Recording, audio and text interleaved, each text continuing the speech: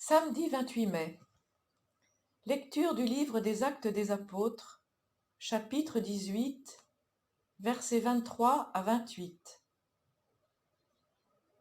Après avoir passé quelque temps à Antioche, Paul partit. Il parcourut successivement le pays Galate et la Phrygie, en affermissant tous les disciples.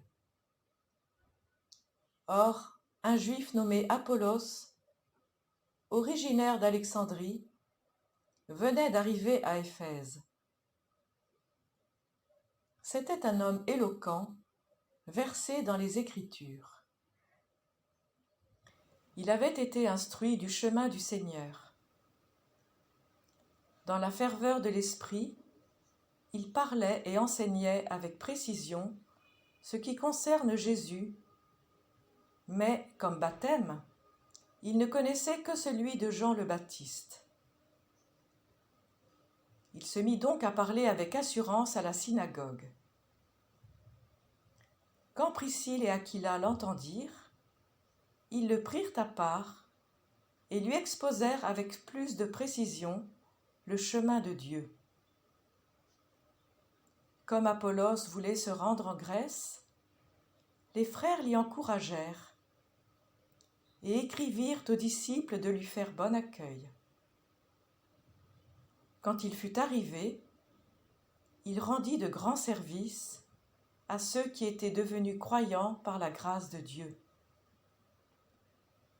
En effet, avec vigueur, il réfutait publiquement les Juifs en démontrant par les Écritures que le Christ, c'est Jésus.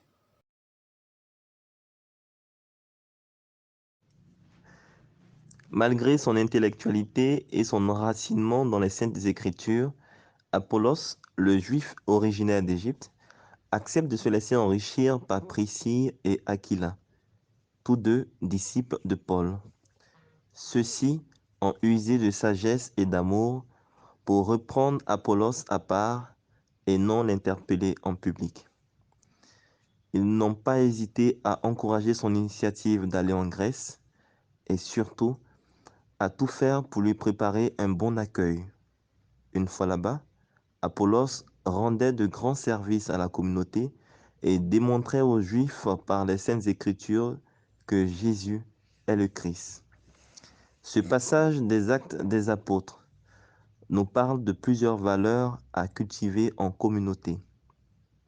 Première valeur, l'humilité, afin d'accepter de se faire reprendre dans la fraternité communautaire.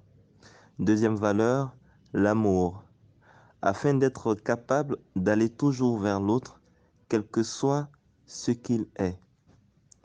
Enfin, la connaissance de la parole de Dieu, pour qu'en communauté, nous puissions cultiver l'enrichissement par la lecture et le partage des Saintes Écritures.